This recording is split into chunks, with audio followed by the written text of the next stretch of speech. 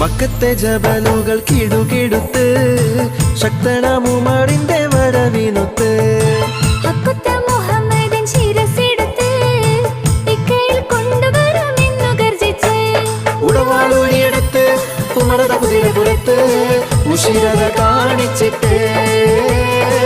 ഉടനടി പുറപ്പെട്ട് ഉലകിന്റെ തെളി ദീപം കെടുത്തുവാൻ വേണ്ടി